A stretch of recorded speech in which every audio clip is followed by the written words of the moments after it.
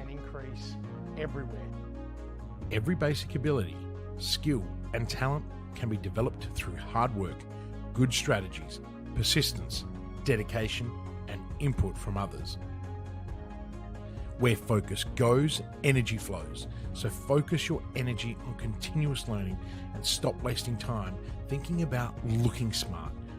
Build resistance, build vulnerability, build courageousness, and face adversity with a smile. Become comfortable with uncomfortable. You know, the only person that you need to prove anything to is you. Imperfect action trumps perfect inaction. Stop wasting time and get on with it. Failure is part of learning, so start learning by taking action.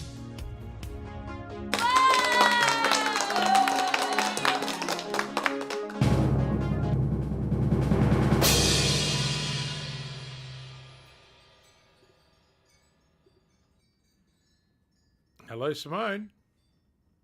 Another episode that we have here this week. Are you okay? Yeah, I lost you. You look like you wanted to say something. Oh, well, welcome. This is the hot seat. We are here to solve problems for business owners, give them some insights. And this week we are talking all about your niche. What does that mean? Why do we need one? How this affects us in business. So I'm looking forward to jumping into this episode with you. Cool. I'm excited. Let's do it. All right. Let's jump straight in and let's talk about this. So my first question that I had for you, Kristian, about niches and the benefits of this in your business is, what even is the purpose? Why do we need to have a niche? Well, look, Simone, you don't have to. I mean, you can go at it without it and hope. Right? A lot of businesses and business owners go out with a plea of hope, and they think they can be all things to everyone. But having a niche in your business focuses your efforts on a very specific group, and it makes your marketing and product development more targeted, as well as more efficient. It allows you to become an expert in, say, a particular area, which can attract more loyal customers. It can differentiate you from your competitors. It can increase your pricing, or at least your pricing power. Essentially, a niche strategy enhances your ability to address your customer needs, or at least your customer's unique needs, build stronger relationships. It can also help you optimize your resources for a greater return on your investment. So, for example, a company like Warby Parker niched down into affordable, stylish eyeglasses sold directly online, revolutionizing, say, access to eyewear and aligning closely with the lifestyle and values of their target market. So, and there are lots of other really cool examples when you really can narrow down. But what it does, it allows people that are within that market to actually instantly believe that you're the expert. You might actually have no experience at all in that niche. Okay, and we see a lot of that in the coaching world, where you meet people and it's like, so you're coaching allied health practitioners, but you're not an allied health practitioner. Oh no, I'm a marketer. It's like, oh right, okay. So you teach them how to do ads under the disguise of business coaching, and it's really interesting. And this shit works. It really works, and it's frustrating for the real specialists and experts in the market. But that's another really good example. It's like creatives being taught by non-creatives. And there's merit in that. You don't always have to have been successful, but you don't see many football coaches who haven't played football at least before. And so I always kind of say to people, have a look at what people have done. But that's what the power of niching does for your business. Yeah, okay. I have a side question. So I'm not using up my second question yet, but I think this might be relevant to our audience. I love doing this. Every week I come up with a side question. Can you explain for me, because this is now starting to play in my mind, is a niche and an avatar the same thing or no? Are we talking about different things? No, the niche is more related to the market, and the avatar is more related to the individual. Okay. That's my interpretation of it. They all become one of the same when you bring them together. But, and remember, niches have verticals and horizontals, right? So, it could be by industry. A niche could be by industry, and it could also be by the amount of money, right? So that you're trying to target someone. Whereas an avatar, you're really putting all of that into a person. So, our avatar is Simone, shift working mum, high side hustle, 3 children and a dog, loves fitness and wants to create or wants to future-proof her family's financial balance, even though say her husband is a primary income earner, but potentially doesn't want to be doing that role for the rest of their lives. So it's kind of, that's how you start to really bring that together. But the niche is that you are a service provider. Yeah. Right? Earning less than $5,000 per month because it's a side hustle and you want to give up your corporate job. So do you see how you start to unpack all that, and it gets really kind of funky and cool. And it's hard work. In our customers in demand program, we the first thing you do is you work out your niche. And so many of our members tell us, this is the most thinking I've ever had to do in my business. And I'm just like, oh wow, welcome. It's only module 1. See what else is coming through. It's quite funny, isn't it? Because we really push them that they have to do the course in order. They're not allowed to skip. And a lot of them are like, I don't want to do this. It's so difficult to dig into this. Yeah, so and they get onto those weekly calls, and they're like, oh, this is horrible. And I'm like, well, I've been doing it for 25 years and I'm still doing it. Right. Yeah. So I think that there's always this element of being able to perfect it. So, there is absolutely a purpose in having a niche in your business. Okay. Let me move into my second question now. And that is, what do I do if I have multiple niches, if I'm servicing different areas? Is that confusing or is that okay? Oh, it's confusing. All right. Through lived experience, I know this. So look, focusing on multiple niches can actually be beneficial, especially if they complement each other or cater to similar customer segments, right? So let's take that approach first. However, if you're starting out, before I go into this, if you're starting out, little caveat, stick to one. Do your 5 ones, one niche, one product, one conversion tool, one form of traffic for 1 year. All right? Okay? Really, really focus on that. When you're more established and you've got multiple niches, then what you need to do is, 1, identify the synergies. Okay? So look for ways the niches can support and enhance one another, right? So this could be through any kind of cross-promotional activity, through some bundled offerings, Simone, or even leveraging insights from one niche to innovate the other, okay? So that's really important. Another step that you need to take is the segmentation of the marketing. So you got to tailor your marketing strategies to address the specific needs and preferences of each niche. Okay, really, really important. And you got to use targeted messaging that resonates with the unique characteristics of each group. So realistically, if you're going to have 2 niches, you have double the amount of effort. Okay, and I'd also say, from our own experience, you can only choose one platform. You can't then share content on one niche on 2 platforms, because you confuse the platforms themselves, okay? And maybe more on that another time. So then what you got to do is you got to actually allocate your resources really wisely, Simone. And I say that because, when you got to ensure that you're allocating all of those resources in a way, right, that each niche gets the attention it needs in order to thrive without compromising the potential of the other. Okay, and people do that because, again, they spread themselves so thin, right, that then they're not actually getting the benefit of all of their marketing activity. So then the other thing I'd do is I'd be monitoring performance really closely, right? So you got to keep an eye out on all the performance metrics for each niche, right? And then use the metrics and the feedback in order to understand which areas are actually performing well and which one of those needs adjustment. Okay.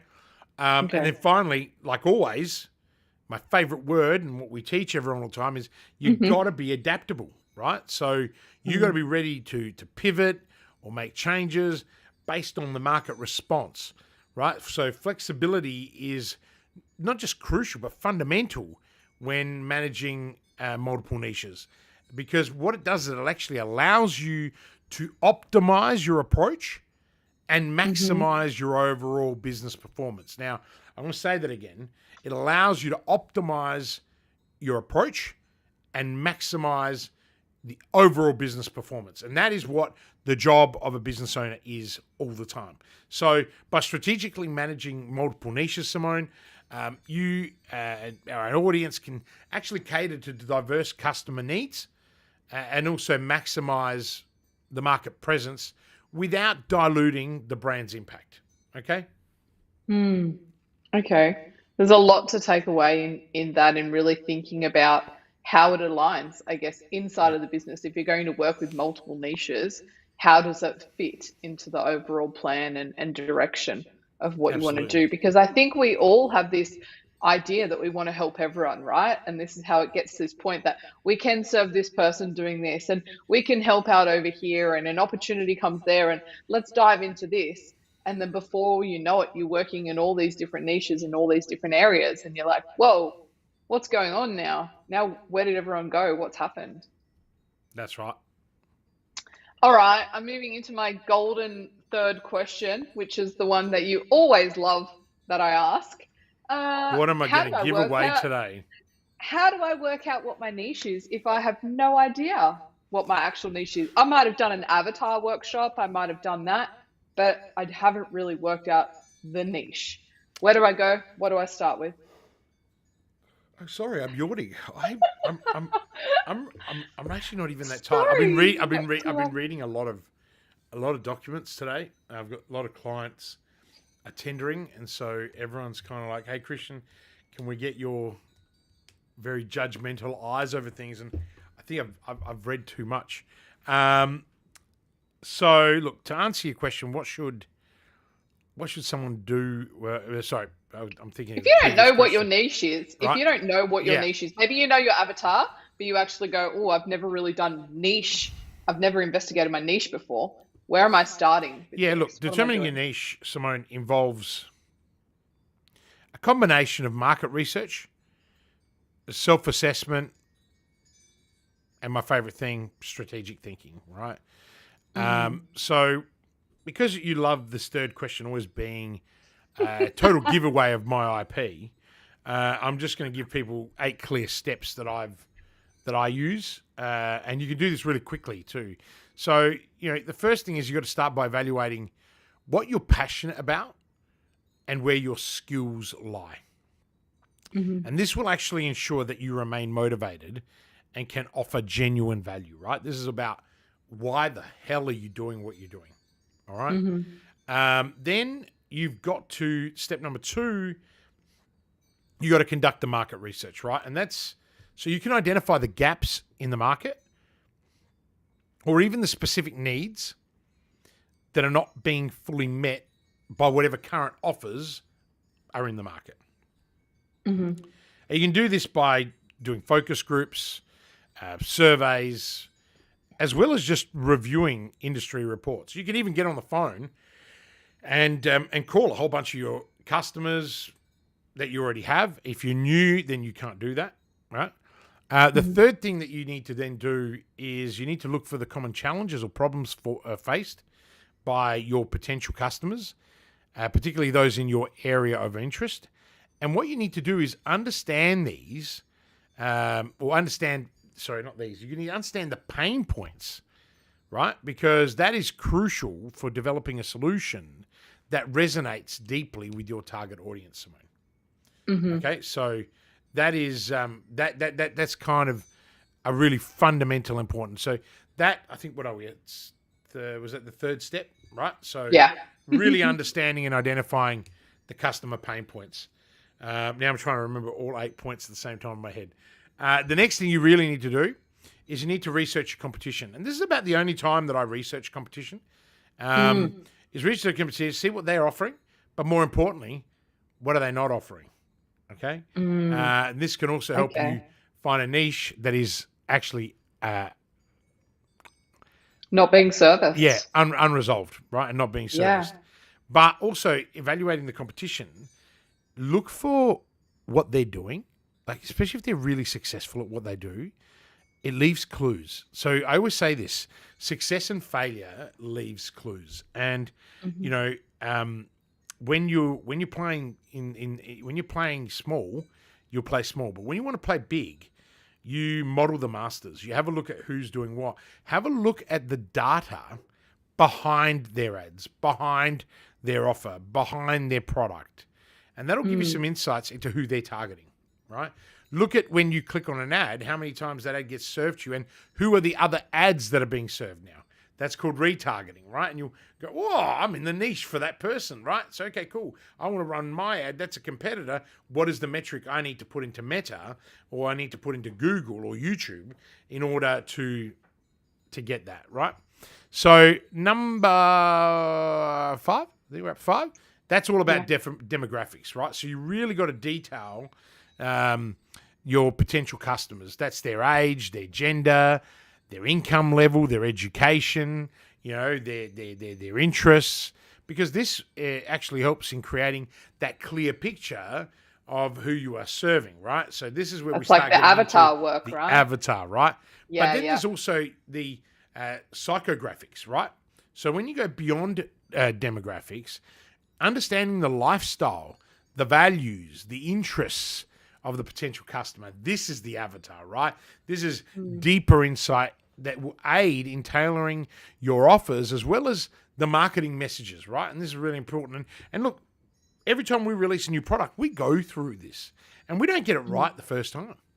I don't think I've ever got it right the first time. In fact, I normally get it right about the 4th or 5th time. And by that stage, you've sunk thousands and thousands and thousands of dollars. And if you're not testing and measuring and becoming adaptable, you'll actually blow 20, 30,000 because you keep doing something and persisting with it, right? And you know, sorry, I got distracted. Belinda's on, and she's like, I caught you both live again. Yes, our friendly resident spider, right? Hi, Belinda. How are you? One of our wonderful. I think that's Huh? Oh, sorry. I was just going to say this is a really interesting point because we talk quite often about how when you're new into business, how you don't even get off the ground and you run out of cash. And that's just come to mind of like, this is exactly what you're talking about, right? Just not having that niche really nailed to know this is where I need to go and this is how I need to get that traction. And you make a really good point. You know, so many people, as you know, I've the last 2-3 weeks have been getting my hands dirty back into the selling by direct message myself and really getting in there and having conversations with people. And, you know, it's really interesting. You know, our LinkedIn or my LinkedIn, which, you know, has some 40,000 people following me, which is great. It's a wonderful vanity metrics, is actually super, super targeted audience for the strategy work that I do, you know, working with, you know, $2 million plus companies. But a lot of the work that we are investing into now because of my passion is helping, you know, people like Belinda, you know, who had really good corporate careers, who then wanted to step out on their own, but were uncertain. And they needed that certainty. So, you know, we built customers on demand for them. And then, you know, when we worked out that people that are always going to be really good accelerate much faster, then what you do is you build another program. And we have, you know, the Growth Academy or our Growth School, which is part of Evolve. And you've just heard it here first.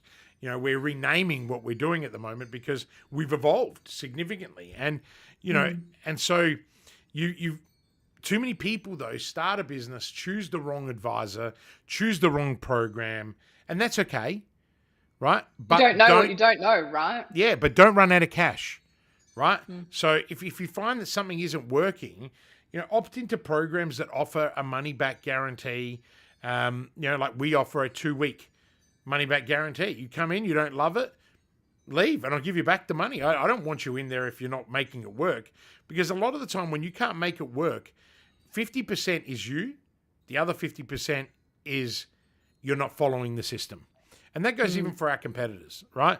They, I believe that a lot of them teach really good stuff, but if they don't connect with you and they don't put the effort, because you might be just a number, right? I would never be doing any kind of hero program, like a program without one-on-one, without the group support at least, because you can't ask questions. So if you're paying $1,000 or $2,000 for a course and it doesn't have at least the person that built the course inside answering some of your deep questions, then what are you paying for?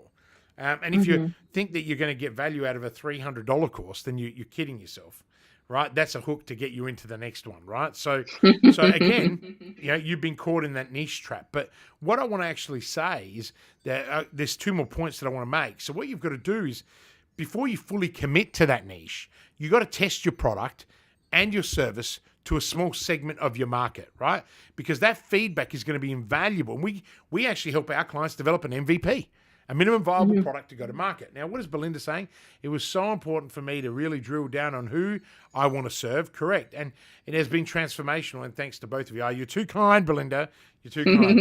And, and you chose a way, and I chose way too many advisors that didn't resonate until I found COD. And Belinda, you are actually, a wonderful a member of the community, and because you put in the work, right? You even though you had a full-time career, you knew where you wanted to go. You came in, you got the motivation, but you got the expertise, and you did the work, and you asked the questions, and you got on those calls, and those calls, I'm assuming, for you were invaluable. And so thank you for sharing that. So and it's perfect timing for the conversation we have. But by the way, Belinda pays us. We don't pay Belinda. So in case anyone is wondering, right, so this is and this is about creating raving fans in your business, right? We go that extra mile because we want to get an outcome for people. And Belinda will tell you that, I will jump on extra calls with people. People will say to me, it's funny how you don't have any time. I said, I have no time for prospects, but I have lots of time for my customers because, as you know, Simone, I've been very frustrated the last 4 or 5 weeks, especially when I went on holiday to Europe for 4 weeks with my family, because I have built the business everybody bloody wants. I've built the business that has all the freedom, the flexibility. I can go to work for 3 hours a week if I want to. It doesn't change my income, right? And yet that pisses me off because I have been conditioned my whole life to be a worker. Right. And so, I'm trying to take up golf. I'm trying to go to lunches. I put on 6 kilos going to lunches. This is ridiculous. So it's just all of this stuff. So we're all in a very different place. And I love that. Just a raving fan. She's just written, I'm going to have to give you a like and I'm going to broadcast that. Right. Just part of our we just actually can't wait to get into Brisbane next week and meet everyone. This will be the first time we've actually met Belinda in person next weekend. So it's so crazy, awesome right? to have clients all over the country. But to be there in real Belinda life. has been a client of ours for 12 months in COD. She took the long road. Then she's upgraded into Evolve and has been in that program for 3 months. She does her first strategy game planning intensive, which it's going to blow her mind. I think she's going to be amazing. We haven't met face to face. It's insane the way the world has grown and become. And so, but this is all about this journey. We want our customers to create transformational, life-changing businesses. That's what I did. But along the way, I also failed and transformed my life in different ways, right? So, for me, realistically, it's to be able to help people like Belinda and the rest of our COD community selfishly, because I want them to come up and spend more money, right? But while they're spending more money, I want to make them more money so they're not actually spending the money. You know, like within a very short period of time, we're a cost neutral business or a cost neutral advisory for people. And, you know, people will say, Kristian, why do you have such a high retention rate? Well, we target the right people. It's the niche, right? And this brings me to point number 8, if anyone's keeping notes. You know, this is where you've got to refine and focus, right? So you got to use the feedback.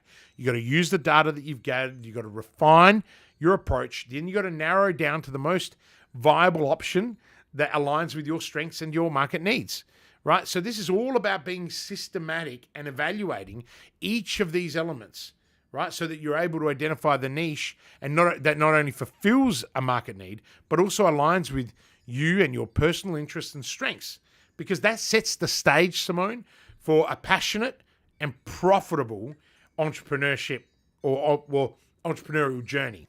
Okay. So I think that that's super, super important.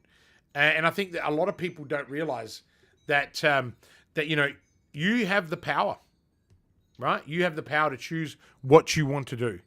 And I think ultimately, I'm always encouraging, you know, we get lots of people that come into COD and they're set and they say to me, that's it. I've got what I need. I know my market.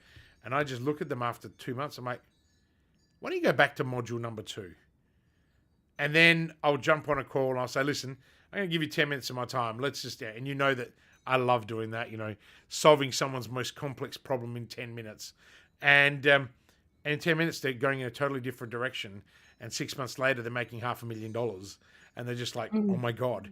I'm like, yep. And, you know, all those other people before you, like Belinda said, you know, she went down the road of lots of coaches. Sometimes you have to go down that journey, ladies and gentlemen. Sometimes you have to go down that journey until you find that needle in a haystack. You know, I'm not everyone's cup of tea, 100%. You know, and if you don't get to know me, then you won't want to work with me, right? And I, you know, and that's something we've been working on, is like how to make Kristian more approachable, because he's not really a dick all the time. But the reality of it is, you know, I will care about people's business more than anybody else, because I know what it feels like to lose it all. And not just lose it all, you know, once, lose it all catastrophically, where most people don't recover. You know, I know a lot. I don't know what the exact statistics are, but, you know, when you lose $30 million and you become homeless, you don't really have the energy to bounce back. You know, and I think the reality of it is, when you've been at that loss and you have to work really hard to get it back, that is a very hard slog. You know, it's much easier to start from scratch than to start from behind. And and that's been a really big journey. But again, you know, and sometimes, you know, my heart says to me, why don't I go and help those people that have failed and turn them into success stories? Well, hiring the wrong coach, going down the wrong niche, that's failure, right? And so we do help those people. It's just we don't promote that. And maybe we should, actually, now that I think about it. Maybe we should. It's like, oh, there is a uniformed man coming to arrest you. Hey, Gav. So that's all right. He's not. It's the husband. He's not there to arrest her. I'm not being arrested. No. That would have been. Oh my God, that would be brilliant if Gav had come in with handcuffs, gun pointing at you. This is like, you work for Livolsi, you're under arrest. That would make a great hook for the hot seat. Simone, always wonderful to talk to you. Hopefully we definitely digressed a little bit there today, but thank you for those who stuck in there with us. I think we digressed, but I think it's a little bit of fun to move around a little bit at the end of these. And I like, look at that, Belinda's written there, you know, module 2, oh, that hard work. And, you know, if Amanda was here, I'm surprised she's not, Amanda would be writing, yep, I've done module 2 5 times, right? And again, a lot of this stuff is a formula, right? A formula that I've learnt over all of the years. You know, every venture I've gone, oh my gosh. And, you know, the one thing I always have to come back to is the avatar and niche stuff. Because when you get it right, it changes everything. Right? And so, you know, here I am praying that we get it right again. Right? So, and as I said, guys, you're not always going to get it right. So hopefully that was really helpful to everyone. And yes, I cannot wait to be in Brisbane next week. That is, I've missed everyone. I can't believe it. We every 90 days we catch up with all the clients in a state, and it is. I just know the energy is building. I know everyone's like, yeah, it's game on, and even though everyone thinks that we go to play, we actually work for 24 hours pretty much in 2 days, and everyone's like, and people are like, and people love that. It's like, yeah, because you get outcomes. Right? And that's what it's about. You get outcomes, you build your game plan for the next 90 days, and then you have Simone and me and Bonnie and everybody else in the company annoying the crap out of you for the next 90 days in order for you to get to that next level, right? So 100% Belinda, and yes, we are excited to see you. So absolutely. I hope it is warmer out, weather than what has been happening in Sydney and Brisbane, in Adelaide, because it's getting quite cool here. So bring on some sunshine, some hard work, and definitely some celebratory drinks once we are finished. So Kristian Livolsi, thank you very much for your time and your insights as always. This has been The Hot Seat, and we'd love to hear from you. If you would like us to talk about something specifically, if you have a topic that you would like me to dig into with Kristian, please hit me up in the DMs, get in touch with me. We'd love to hear from you. Awesome. Thanks, guys. Signing out. I'm trying to find the button. Working with Kristian is a game changer. Hi, I'm Adrian Lee from GrowthLink Coaching and Consulting. I started working with Kristian in August 2020 as his LinkedIn growth consultant. We worked together on his LinkedIn brand for about 12 months before becoming business partners in Growth Outsourced late 2021. Kristian is a hidden genius. He helped me break through a significant financial target by restructuring my growth consulting online business offer. I don't know of any one person who can give you so much focus, clarity, and structure to live your purpose and get shit done. He holds you accountable to your words and gives you the tough love when you need it. I love his no BS approach to business and life. Everyone needs a Kristian Livolsi in their life. Do whatever you have to work with Kristian. This is just the beginning for us, and I am super pumped to continue growing together. Thanks again, Kristian.